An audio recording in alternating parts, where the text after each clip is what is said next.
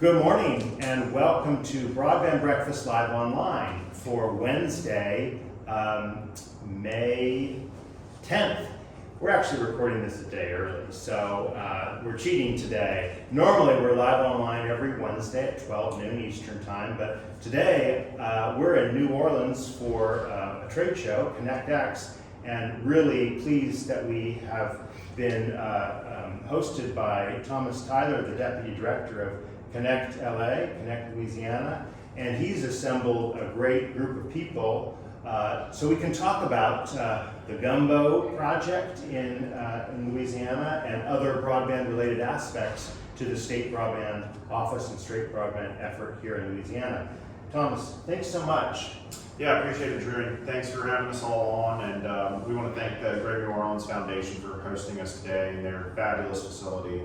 So we appreciate Broadband Breakfast reaching out and being here in New Orleans this week. Well, Thomas, you've been on Broadband Breakfast Live Online before, and of course your director Beneath has also been on Broadband Breakfast and on the Ask Me Anything program. In fact, just about a week ago, we had him on, talked at great length about Louisiana, ConnectLA. Now we get a chance to kind of broaden out a little bit more to the community. Would you be so good as to introduce the people you brought together here and maybe tell us how you've interacted with them at ConnectLA? Yeah, so we'll just go down the line here. So Greg Ford here, Vice Chancellor for at Southern University, New Orleans. They actually recently won an NTI grant for a lot of the work that they are planning to do here in the Greater New Orleans area and in Orleans Parish. So we're really excited to see how they can execute on those roles. Welcome, Greg. Yes, thank you. Dr. Tiffany Howard with the Louisiana Community and Technical College System is here as well. And she's been very helpful in what we're trying to do as a state in regards to workforce initiatives and ensuring that all of the people in our state who need a job have the ability to have that job, as we move forward with all of this broadband expansion. And then last, thanks for being with us. Last but certainly not least is Jason Hunt. Jason Hunt is the CEO of Cable South Swift Fiber. Jason's team has been very helpful in building out broadband infrastructure projects around the state. Their company was an award winner for our first round of GUMBO grant funding, building to a ton of communities across the state. So we're proud to have him in our state as a local small business, and happy to have him here as well. Thank you. Hey, so pleased you traveled the distance to get here, as all of you did, right? I tend to think of New Orleans as like the hub of Louisiana, but it ain't so. It's just a hub for tourists to come in to conferences. Well, let's talk a little bit about broadband and the role that broadband plays. And this is kind of our motto at Broadband Breakfast: is better broadband, better lives. And so we sort of take the view that we need higher capacity broadband everywhere. Let's start with you, Greg Ford. Tell us a little bit about the NTI grant that you all won and how you see that kind of helping Southern University of New Orleans expand its capabilities. Yeah, so thank you for this opportunity. So the grant we received is from the NTIA, and it's called Connecting Minority Communities. And that's important because New Orleans is one of the cities in the nation with the worst connectivity. So this is a pilot program that's going to allow us the opportunity to provide broadband education, number one. So we'll be dealing with broadband literacy. That will be followed by providing access and service to citizens in the New Orleans area. So within our 15-mile service area, we plan to provide 400 Wi-Fi hotspots as well as the service for 2 years. And this is a pilot program that, of course, is successful. We hope to expand it out. So that's the first opportunity. And I'm just going to interrupt you. This being breakfast, we have coffee that's arrived. So we're full service. Get your orders out here, and again, we just kind of keep this natural and formal. Just going back to what you were saying, that it's a Connecting Minority Community grant, yes. And you mentioned the education and access. Yes. So along with education and access, one of the things we realized during the last storms is there's an issue with recovery from storms. We had a number of schools that did not have broadband access, and so education was lost to students. So another component of the grant is we're building out a broadband mobile unit. This mobile unit will allow us during recovery times when there are areas that don't have broadband access, we can drive to those areas and provide temporary access so those citizens can still do the things they need to recover, as well as education can continue. Folks can still have access to health care, access to jobs. So it's just providing that service so folks in the community can continue to complete. Has the award been made? The award has been made. We received the award in March. We're doing all the logistics now, so we're working with providers to get the broadband units. We're going to be working with the state to acquire the vehicle and build out the vehicle. So we're doing all the infrastructure work for the first 6 months. We plan on having a rollout in August.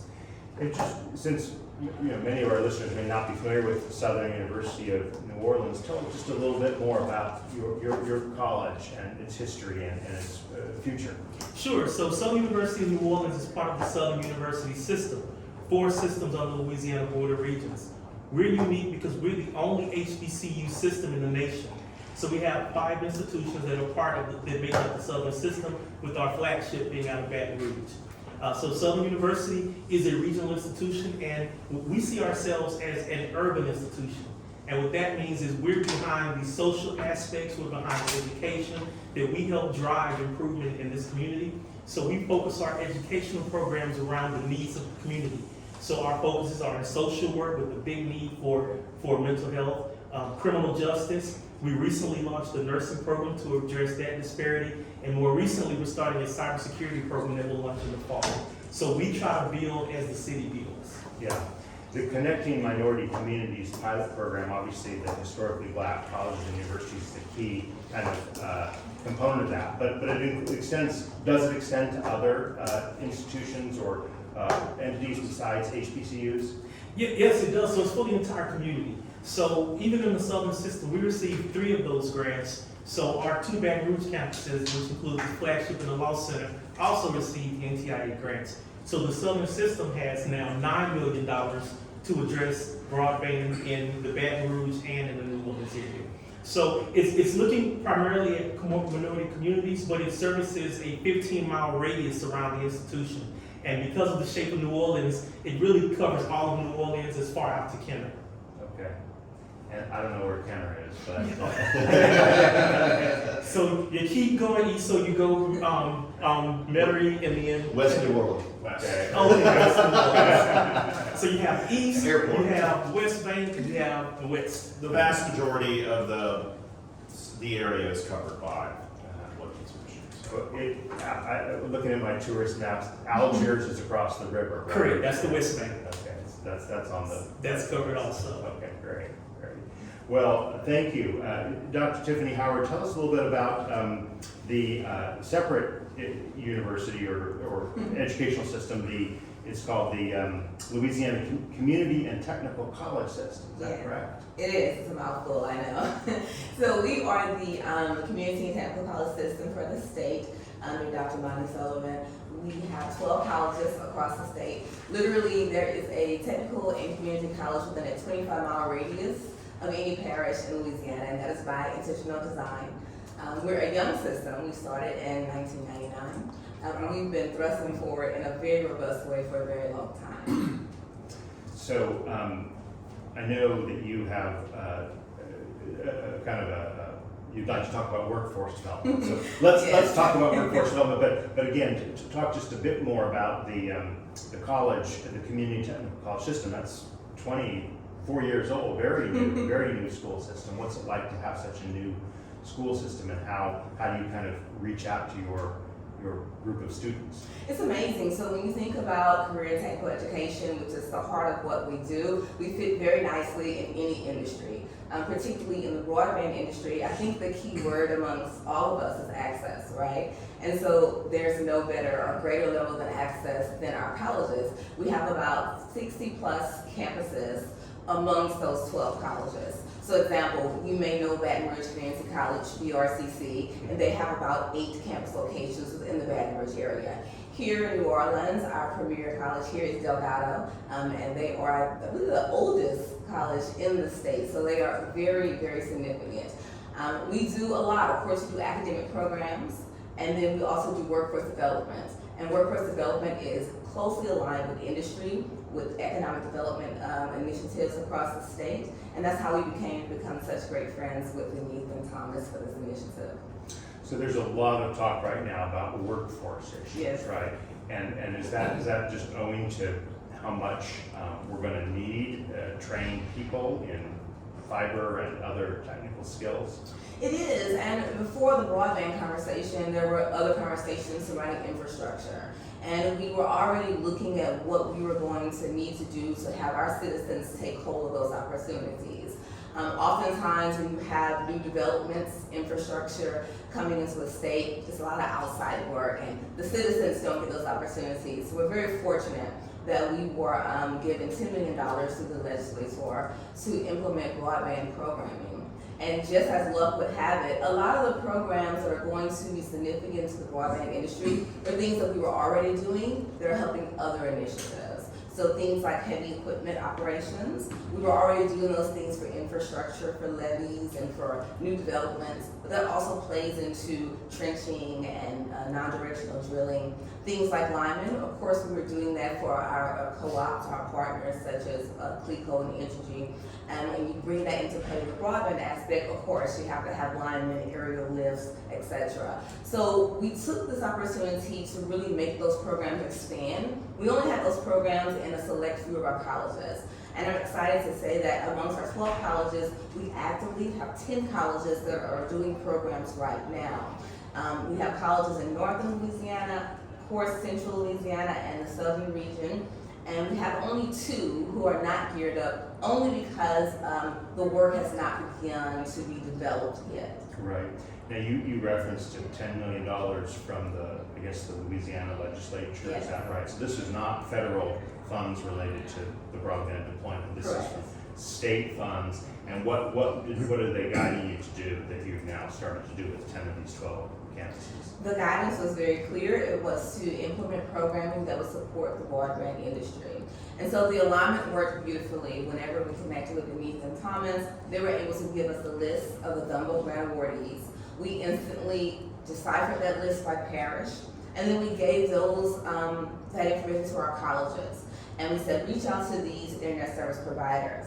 And so we were trying to find out what do those jobs look like and what are the skills needed for those jobs, right? And so of course, everyone's familiar with the guy or gal that comes to your house and installs Right. or repairs or The cable troubleshoots. guy, right? Exactly. But no one sees the pre-construction or the post-construction required to get the infrastructure in place. So we had advisory meetings all throughout the summer. Some of our colleges have been doing programming since July with a focus on broadband.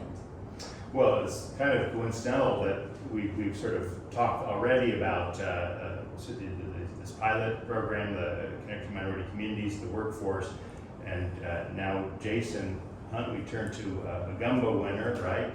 Tell us a little bit about Cable South, Swift Fiber, your company, and how you view the state of broadband here in Louisiana.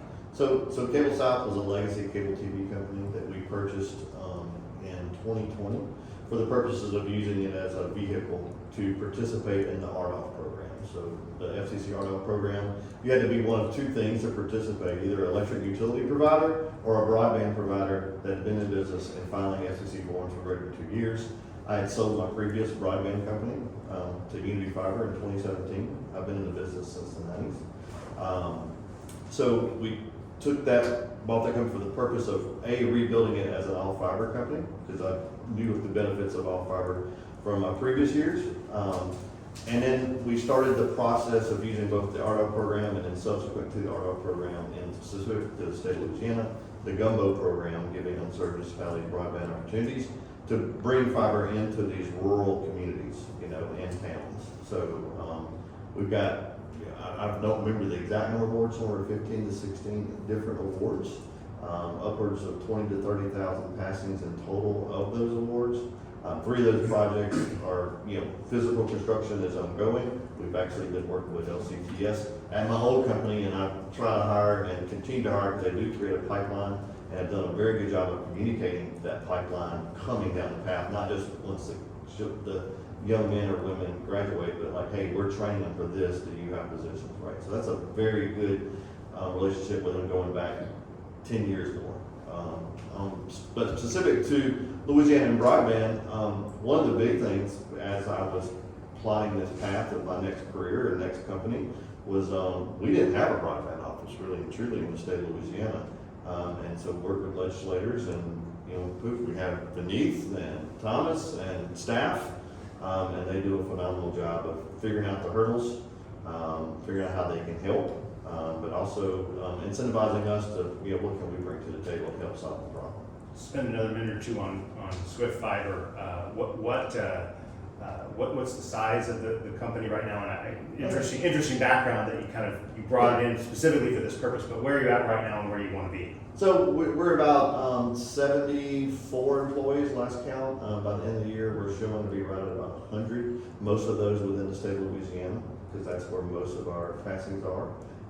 And our plan shows about 100,000 passings in the state of Louisiana currently between RDOF, GUMBO, and what we call casual passings. In the process of building these other areas, you're going to pass other homes.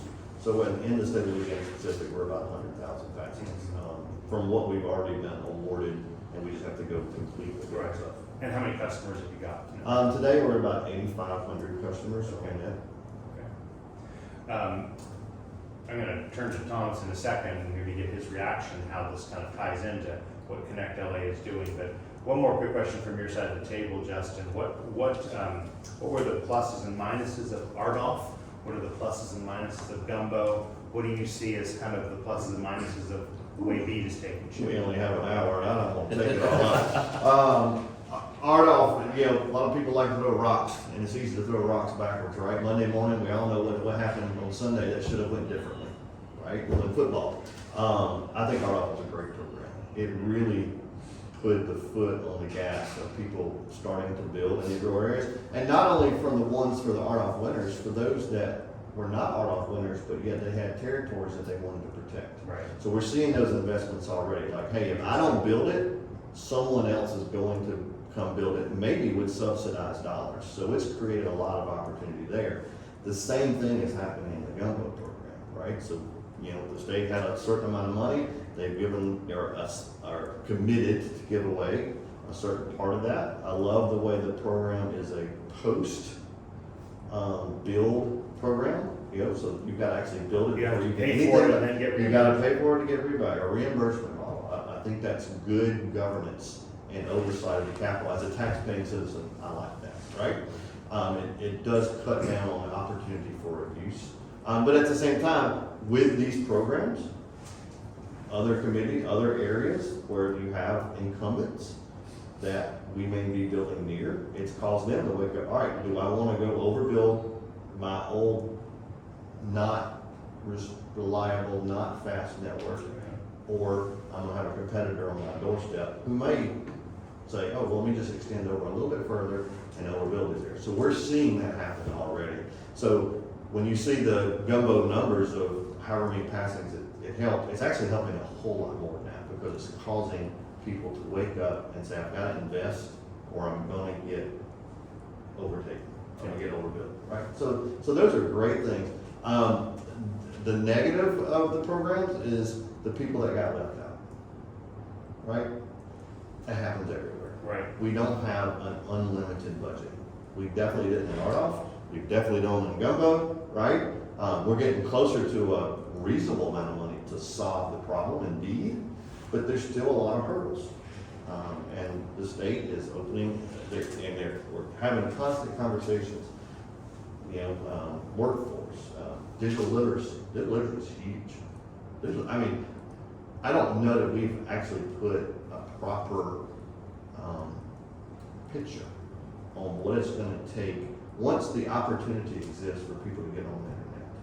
Once we make it free, even if we are going to make it free, how do we then convince a population that there is opportunity on the other side of this retraining of their daily activities, right? So that is a huge hurdle.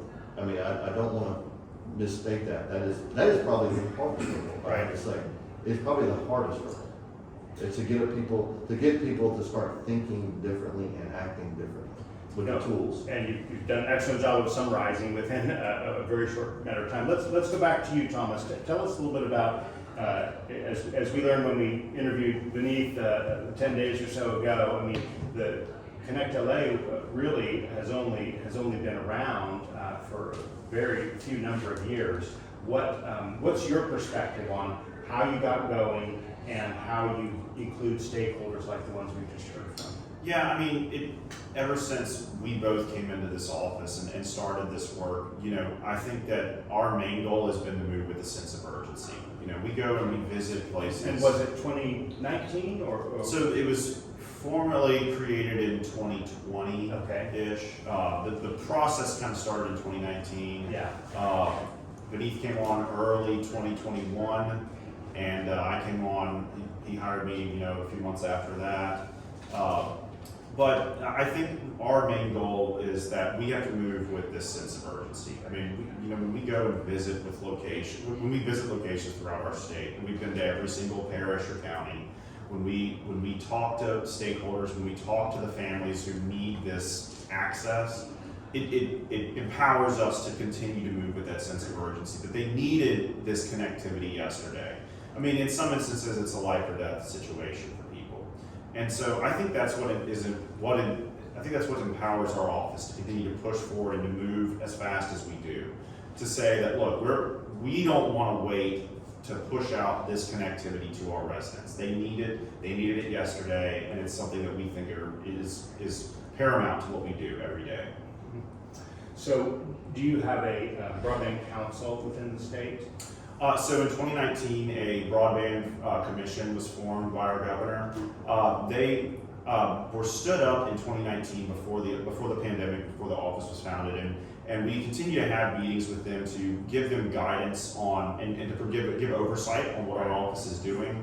I wouldn't say it's as formal as what a lot of other states have, where the council goes out and say hires new directors, or we have to approve the funding spend mechanism through them. But it gives insight for that group of people who represent all various stakeholder groups of this entire thing, insight into what our office is doing. Is there a regular meeting schedule that they have? Usually we do them, we try to do them quarterly, but yeah, it's 2 to 3 times a year. Okay. Well, let's go back and we've sort of heard about GUMBO, but Yes. give us the acronym again, right? All right. So, and I can without a doubt say it's the best broadband program name in the country. It's the Granting Unserved Municipalities Broadband Opportunities Program. So it is an infrastructure program for reimbursement for eligible service providers like an ISP or a cooperative to come in and say, hey, we want to apply for these areas to serve residents with high-speed, affordable, reliable internet.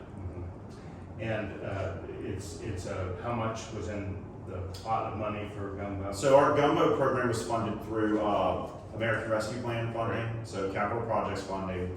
$176 million was allocated to the state of Louisiana, 177 million.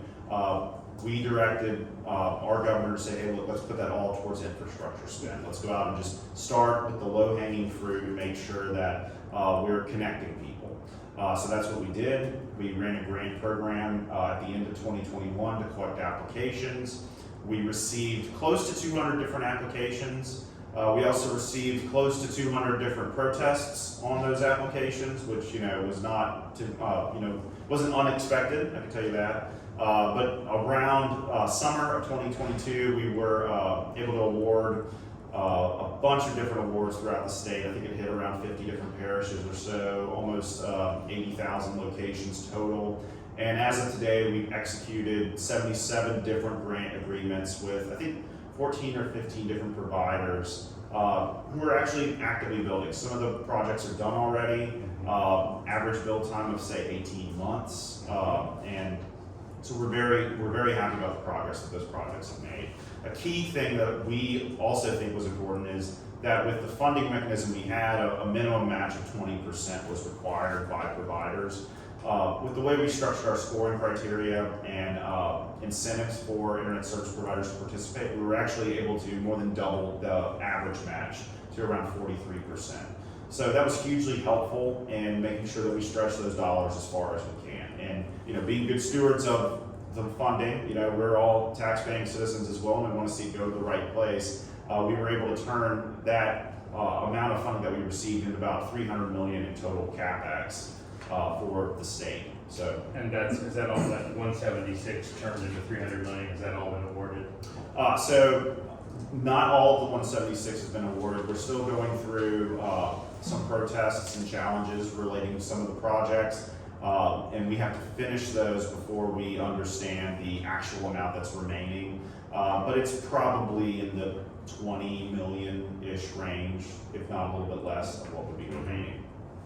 So when I had a chance to chat with Beneath recently, he talked a little bit about some of the upcoming deadlines and plans and programs and I guess plans is the best word. Yeah. Tell us a little about what's kind of going forward, kind of Sure. looking backward now, going forward for the ConnectLA office. Yeah, so last summer, we were the first state to receive our planning funds for the BEAD program and for the digital equity program.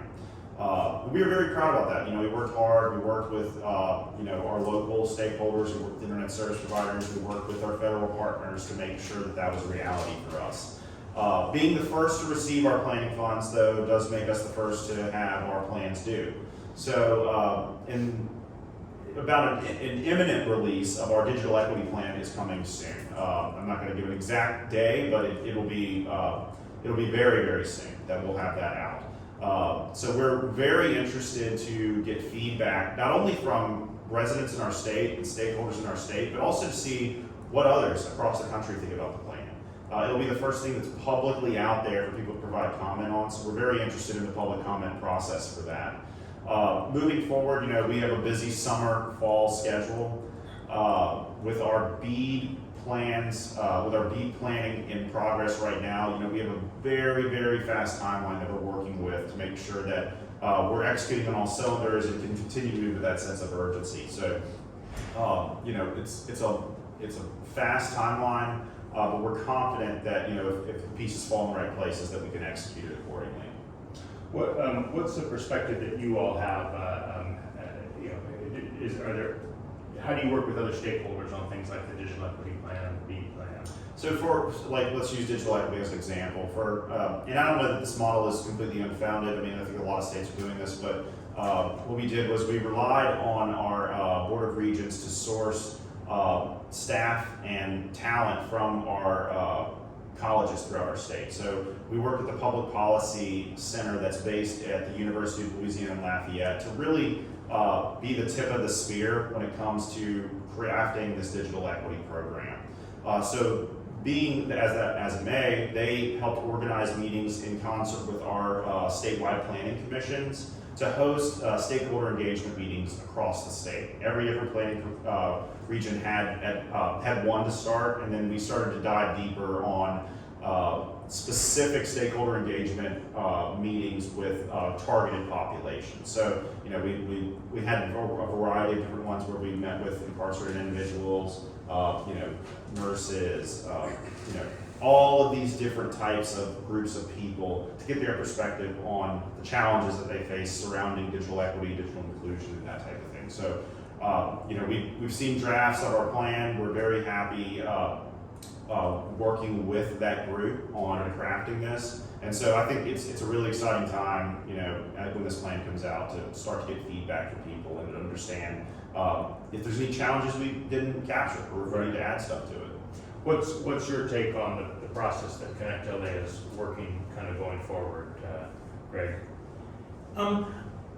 So we're on the other side. So ConnectLA is really working with the providers to get the broadband access to the street per se. So for instance, in my neighborhood, the last couple of months we just got the fiber put underground, so we have access. Our role is now getting it from the street to the house and making folks understand why they need it in their homes. And they've been a partner from the beginning. So when I first decided to go after the grant, I reached out to Beneath, and we had a really good conversation. They wrote a letter of support of how the program could work together. So I think we all have our roles in this, and all the roles are vital. The workforce role, the providers, and then us bringing in digital literacy, just to go along with what ConnectLA is doing. What's great about their program is it reiterates what we'll have in our digital equity plan. So he can take his funding that he got for this grant and go out and see what works and see what doesn't work. And then, run these different pilot programs in a large major city like New Orleans. And then we can say, okay, Greg, this stuff worked. Let's move forward and see how we can make these pilot programs more of a reality moving forward and give it some substantial funding to continue to offer those services to the covered populations. Dr. Howard, what do you think? What's your perspective on this effort that ConnectLA is doing going forward? One thing that I really appreciate about their efforts was in the actual application for the GUMBO grant awardees, there was literally a question to describe how you would address or support the workforce efforts in your area. And I really appreciated that some of the applications actually had some of our colleges mentioned in it. So I think the effort was very braided together, and we've been giving a lot of flexibility to really educate people on what broadband is, firstly, and what those careers and opportunities look like. And then also, of course, it benefits us because we do have many rural colleges, of which broadband is obviously an issue. We have a lot of high technology equipment in our facilities, and so we need that connectivity. And we also offer educational training in prisons and correctional facilities. So broadband is very essential to what we do, and it also helps drive our mission. So it's just all braided together. Mm-hmm. Are there workforce issues that you sort of see coming down the pipe? How are you helping to alleviate the challenges of workforce? So the challenges with the workforce piece for broadband in particular are we are still trying to figure out what exactly the workforce looks like. Example, with reentry, we support a lot of reentry efforts. And we have not figured out whether or not that is a viable industry for an incarcerated or previously incarcerated individual. And of course, that's up to the industry, and we are listening to the industry to see how they're going to respond so that we can place certain individuals in the best career field for them. Obviously, selling the commodity of education to someone who has no clue of this industry is a bit of a challenge, but we have a phenomenal communications team. I just met with the Louisiana Workforce Commission on yesterday, and we have formed a partnership to where they will allow us to send out communications and promotions amongst all of their local offices. So that's gonna double our reach already, because everywhere we are, they are. So imagine going into an unemployment office or a reemployment office and seeing information about broadband careers on top of how you can tap into the Affordable Connectivity Program, and you're instantly connected with one of our institutions. So I think it's really been phenomenal. I think one of the key things, and you mentioned it, as you collaborate with different state agencies, is the fact that it's so important for everyone involved here to over-communicate the needs and the wants of what's required here. I mean, because, and not just to do it once, but to do it often. So as an example, when we go out and meet with different groups or different leaders throughout the state of municipal associations or towns or villages or what have you, a lot of them do not understand the need behind what we're doing here. So I think the fact that y'all are able to over communicate and work with other stakeholders and other state agencies throughout the state to do this is hugely important. And that's one of the key ways that I think we're starting to see more success here, is to continue talking about this and continue bringing it up to people and ensuring that they understand every single aspect of how this can affect their lives. Jason, let me ask you about sort of your work with ConnectLA going forward. Like, how do you see the process that they're in the midst of preparing for, with not only the digital equity plan that's going to be released imminently, but the plan for the 5 years and the implementation process? Well, I haven't seen the plan yet, so. It's imminent. It'll be released imminently. But I'm confident, based on the past relationship, that as it becomes available, that I will have the opportunity to both review and, provide at least, our opinion, because that's what it is, right? And we are biased of things that we like in it and things we don't like in it. Not that we expect them to tweak or fix anything we don't like, and only keep the things that we do like, is not realistic. But it's been a great relationship. But first and foremost, I'm a local Louisiana citizen, right? So I want to see the money spent well, and I want to see Louisiana, move to the forefront of something versus being left behind in something. So however they can craft that is a great thing. What are the big areas and issues in serving those areas in Louisiana? I mean, as I've looked at maps, there's a lot of areas that are very unserved and underserved. There's a lot of areas by geography, right? So when we see these, 90% of Louisiana has access to high-speed broadband. I'm like, yeah, but that encompasses about 20% of the geography, right? The other 80% of geography is where the other 10% of people live. And with the benefits of being rural come the cons of being rural. Before BEAD happened, before GUMBO happened, before RDOF happened, after I retired, I went and actually spoke to some legislators about the broadband problem. I said, well, this is easy. You've got two really good solutions. One, you convince people to move to where there is broadband, and then there's no more broadband problem. Or two, you get a blank check, right? And we didn't know either of those. And not that we have a blank check, but we have the largest sums of money ever being put at broadband from multiple avenues. And we have the workforce component. And we have, if you make it available, if we go build roads, but we don't make sure people know how to drive cars, we haven't done anything, right? So the digital literacy piece, which it just happens to come at the tail, right? We have to make it available, then we have to make it affordable, then we have to make sure that the people understand how to use the tool, which it's at the tail, and I think is probably the harder thing, because once we learn how to build rural fiber in one community, it's almost cookie cutter going forward. There's some hurdles, right? There may be a river in this town that's not in this town, or a bridge crossing a river. Those things we can achieve those. But what does it take to teach people to use the tools to better their lives, right? When they don't understand how to better their lives. Right. Or maybe they're just totally happy with their life. I don't know, right? How do you decide where to go, like where to build, or where to plan, or where to kind of put it out? Economics. Look, at the end of the day, this is an easy, do I have a return on investment? Right?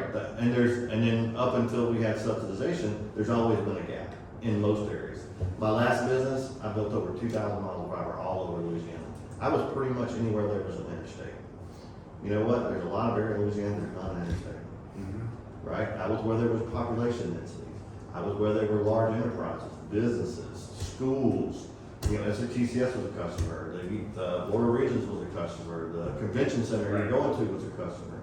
Right? Those were my customers. Right. This commodity internet product basically is what we're talking about in these rural communities is a new thing. So you've got to have a return on investment.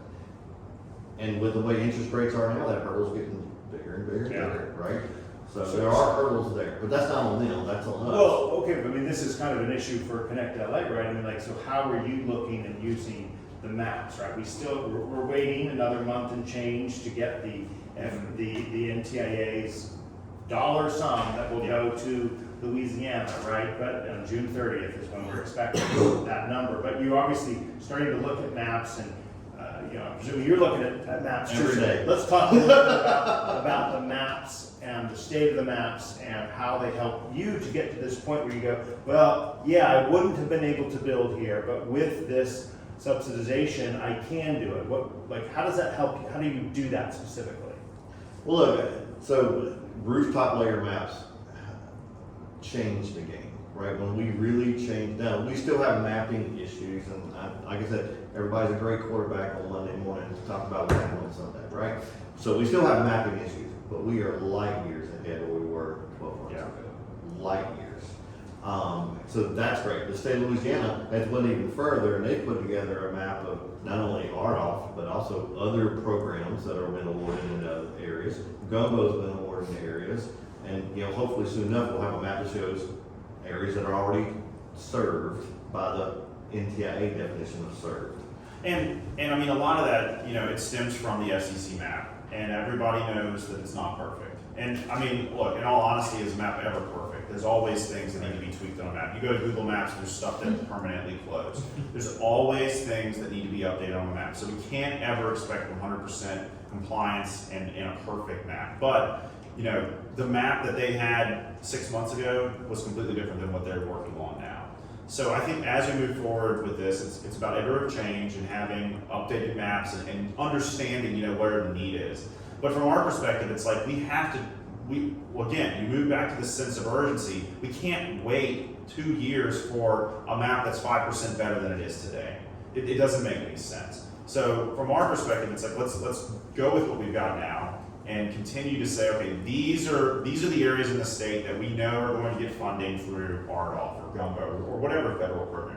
And these are the areas that we've identified that are unserved, underserved, and community anchor institutions. And literally, I was working on this on the car ride down here this morning because it's part of what we have to answer for our initial proposal for B. The volume 1 initial proposal says we have to go through and identify these areas so we can, you gotta know where you're starting. So having that in place and saying, okay, look everybody, these are the areas that we need to serve.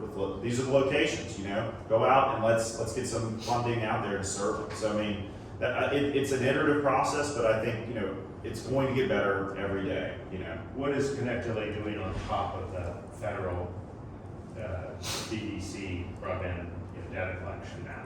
Yeah, so I mean, historically we didn't have a statewide broadband map. So bad because we didn't know anything, but good because we don't have to necessarily go out and build one now. Why duplicate efforts, So what we're doing is we're taking the data from the federal map and utilizing the tools that we have to understand where the challenges are and how we need to run a challenge process to meet the BEAD requirements. So what you'll see from our office is using the basis of that map and a lot of other data, such as our GUMBO location layer, we're going to run a challenge process to suffice the BEAD requirements and say, okay, everybody tell us where you think service availability is or isn't. And then we can go through and adjudicate that and come up with a final list of broadband serviceable locations that need to be included as part of our BEAD projects.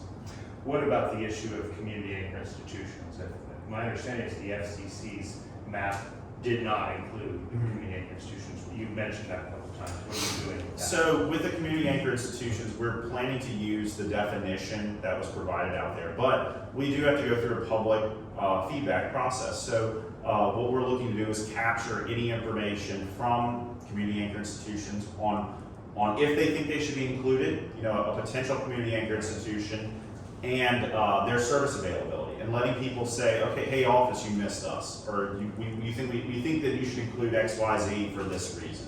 So we're looking to capture that information as we move through the public feedback process with what we have to do with all of these plans. Can we talk about the biggest problem? Let's do that, yeah. Okay, so, and I'm glad this is not live because I want to move my car before someone says the biggest problem with the FCC broadband maps is that and I am one of those people, when the carriers fill out the forms, the question is, what is the marketed speed to an area? Not what's the committed speed, not what's the guaranteed speed, it is what is the marketed speed. Okay, and there's no penalty for not providing accurate information. So your incentives are all to inflate your alleged speed of the You said it. You said it. So if I'm going to build to all the unserved houses, the anchor institutions, I'm definitely building to those, right? I mean, it just makes sense because they're likely to buy a product that's not a commodity product. You're likely to buy a more expensive product. ARPU's higher. You're going to get a better return. I'm not going to skip because they weren't on the map. But what does get skipped is the areas where other carriers claim to bring reliable, fast broadband who do not provide reliable, fast broadband. Those are the areas that are fixing to get left out. And And that is the why- problem for them. And that's why it's so important we run this challenge process, because, you know, by following the NTIA model challenge process, there's certain levels of detail that a challenger, you know, needs to provide, and then there's certain levels of detail that a rebuttal to the challenge needs to provide. And so we have to go through this process of capturing this data and adjudicating the challenges and saying, okay, this person challenged this, this is probably the truth, you know? So, you know, as we move through that process, we'll you know, continue to see how that works and, you know, make any changes we need to. But from our perspective, we want to follow something that's been established by the people that are holding the purse strings. You mentioned the NTA model challenge process. This is just out 2 weeks. This Yes. is very, very recently. So you've obviously looked at this a lot more than the hours person. To tell us what it has, what it adds to the kind of the FCC knowledge that we have. What do we have from So the NTIA? what's model? interesting about it is NTIA wants the challenge process to move fast. So the challenge process in total, you know, going through the initial challenge, a review by the office, a rebuttal for the challenger, and a review of the rebuttals, that all has to occur in a 90-day period, okay? And each of those thresholds can't be longer, I believe, or each of the challenge and the rebuttal process can't be longer than 14 days. Okay. So it's a very fast timeline on what they want to see. Also, NTIA is the final arbiter of a challenge that would be made where a potential ISP would disagree with the outcome of what we would decide. So that also has an interesting wrinkle to this whole process in the fact that it sounds like, from what I'm reading, that we want to err on the side of the challenger, you know, to actually put the onus on the ISP who may or may not be providing. That would help with the problem you're Service. raising, Jason. It would, but if history says he with the biggest lawyer fund wins. Well, but the rules matter. But the rules matter, right? Yes. Flipping the burden of proof, that's a very, very important. Well, and I think, and we're still trying to, and again, everything we do is just, you know, iterative, and we're constantly trying to decide, okay, we work constantly on what this timeline is because it's so compressed. Right. And so even, and again, we'll probably have discussions today that'll change our timeline a little bit or tweak it, but I think making sure that we understand that and having good support from, you know, whether it's a consultant or a mapping provider or whoever who says, okay, hey, look, we have this product that you can use to help do this, and we've already built it for you. I mean, those are the types of things that are very helpful to say, okay, hey, look, we can go out and run a challenge process. We don't have to build the process to accept the challenges first, you know. So, but, you know, even speaking with NTIA, it's like, look, there's a lot of states out there that aren't going to follow the challenge process because they might have been doing the model challenge process because they might have been doing something a little bit different. That just adds time and complexity to the review of what they want to do. You know, like, I mean, if you have a state that has an established process and they're doing it one way, then they have to propose that to NTIA and wait for approval, you know? How long does that take? Does it take 4 weeks? Does it take 8 weeks? I don't know. But the challenge, is the NTA model challenge process to be run kind of through you all, through ConnectLA Yes. and your website and all that? Yeah, so they want us to, you know, run the acceptance of the challenges, you know, have a portal or a map or what have you, and that's what we're going to do. But yeah, it's and I mean it's very concise on who can submit a challenge. So, I mean, it's a nonprofit, it's an ISP, or it's a local community.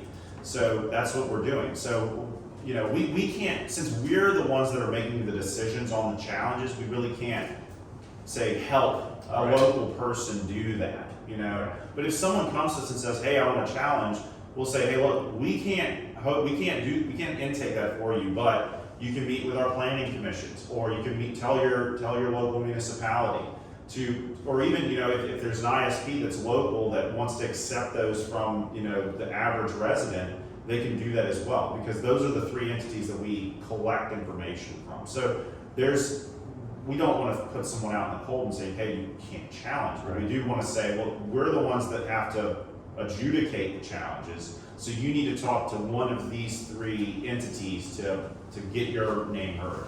And what that does, I mean, like, say, you know, we're going to rely, like our planning commissions are helpful in mapping and stuff, so we feel that they would be a rightful nonprofit that can submit bulk challenges for people.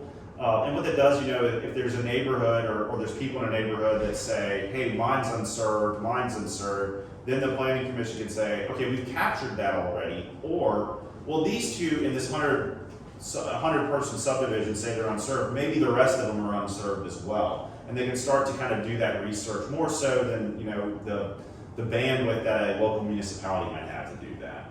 Right. Well, it's so great to get this observation, Thomas, on the NTIA challenge process. I want to give each of you an opportunity to, what questions would you ask him, right? What questions do you have, not just on the model challenge, but on ConnectLA in general and their work, because I'd love to get your thoughts on this, Greg. Well, actually, I already asked those questions because keep in mind, these are pilot projects. So these connecting communities, we're going to provide broadband access, we're going to provide service, but there's a 2-year timeline on it. So the first question I asked was, is there going to be support? Because what I don't want to do is provide people service and then in 2 years say, okay, you're on your own. Mm-hmm.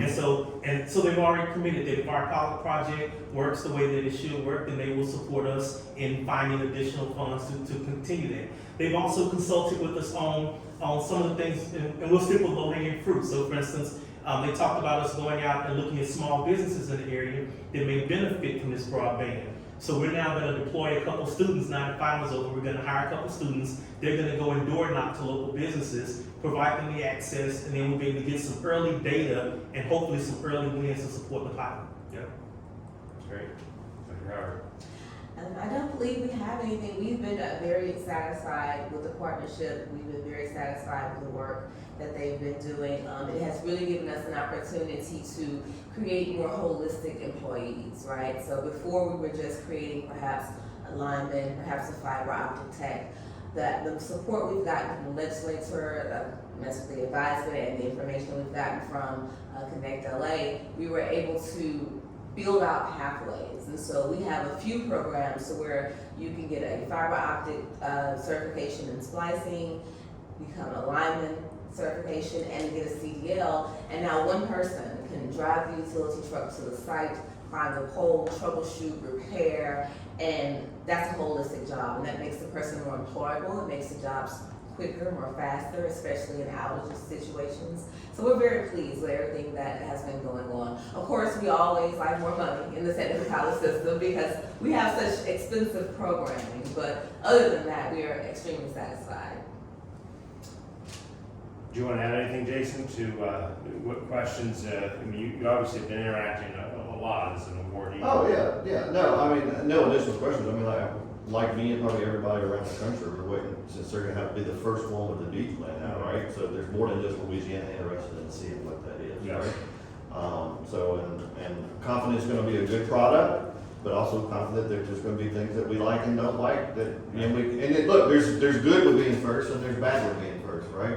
The last guy probably gets to learn a whole lot from everybody else. So no, we're in communication, waiting for that report to come out, which is a big thing, and the state's, final mapping of where these unserved are. The whole challenge process of whether a wireless carrier or a cable carrier says they offer speeds in excess of, is it eligible or not? Those are all we're gonna figure those out soon. Well, we're wrapping up the end of our hour. Let me turn back to you, Thomas. What are some issues that you think kind of people who are watching this either in Louisiana or outside of Louisiana who are kind of observing your kind of first in the nation approach on broadband? What are some of the things that you want to communicate people need to be aware of and can take as lessons from the ConnectLA experience? Jason alluded to this earlier, but our state is last in a lot of stuff. We're not ever anywhere near first in a lot of what we do, whether it's education or crime or healthcare or any of those things. It's good to be the top person or the top state in something, but the key thing about all of this broadband stuff is that it touches every single one of those aspects of things that I just mentioned. All of the reasons why we're last on things can be improved with better access to broadband. I mean, it's a fact. And I think that's a key thing for states to remember is that you have to go into this and say you're not just deploying fiber in the ground to a location. You're trying to improve the quality of life for someone so they can move back to that rural community, or they can go home and take care of an aging parent, or they can work remotely out in the middle of nowhere. You know, if they want to work in the field, they can do that. And you're trying to provide support to people across every aspect of their life. And I think that's what's fun about this, is that we have the actual chance here to start to move away from being 49th and 48th and relying on Mississippi to be last in a lot of stuff. You know, I think it's helpful that we're able to, you know, put on our economic development hats sometimes and say, how can this access improve these small communities? How can we improve business? How can we bring business to the state? How can we keep our kids here and not, you know, pay for them to go to college and then send them off to Texas to get, you know, a job? Those are the types of things that are key. And that's how you can start to have a material change on what's currently going on in the state. Because look, every state's got problems, but this is a beautiful state to live in. There's people that love this state. They love their family. They love to be a part of this state. And to give everybody the opportunity not only to excel in their own state, but also maybe to come back and do what they were doing somewhere else here, I think it's going to be, it has the potential to be a game changer for our state. So I think that's the most exciting thing about that, and being a lifelong resident and having such an invested interest in this. Well, those are wonderful final thoughts. Let's give each of our panelists a chance to, you know, give your final thoughts about what Louisiana and the rest of the country can learn from your experience here, right? Sure. At the end of the day, it's about people. And digital literacy is a huge topic. And it's not just about access. There's still people that fear the internet. You hear a lot out there about people just not comfortable with the internet. There are people that don't know what the internet can do for them. We talk about incarcerated individuals. You're talking about people that have been locked away and this whole movement happened and they weren't even here. So they've never even seen a smartphone. Right. So we have to address digital literacy. Rip Van Winkle, that's great. It really is. And you talk about telehealth and healthcare. And I was thinking in my head as a joke, like, you're paying all these people, but I could probably draw your maps for you where it's not. Because if I go and look at places where there's disparities in healthcare, disparities in education, that's where there's no broadband. So I just think it's important that at the end of the day we keep that in mind, that this is about people and improving quality of life. Thank you. Dr. Howard. I mean, I agree with everything that's been said thus far. For our system, we're very excited to be able to develop this workforce.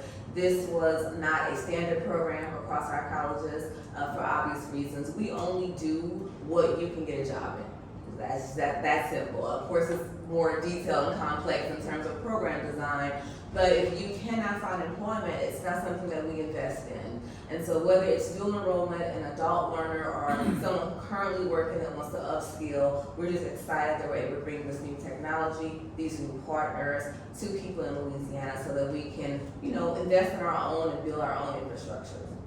Thank you. You get the last word here, Jason. This is creation of opportunity for people, right? I am the product. I grew up in rural Louisiana on a working farm, and my aunt gave me a Radio Shack computer when I was in junior high with a book, and I learned how to program from that. It was from that opportunity that I'm even sitting in this chair today, right?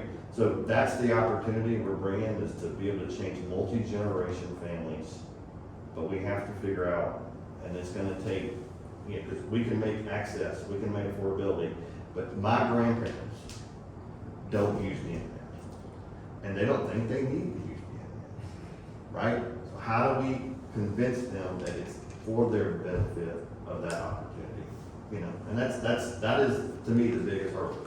These other things, there's money coming to fix. It's that thing, right? It's that thing. So it's going to be the biggest challenge. Well, it's been wonderful. Thank you for spending this hour with us. On behalf of Thomas Tyler of ConnectLA, Greg Ford, Dr. Tiffany Howard, Jason Hunt, I'm Drew Clark with Broadband Breakfast. We'll see you next Wednesday at 12 noon. Take care.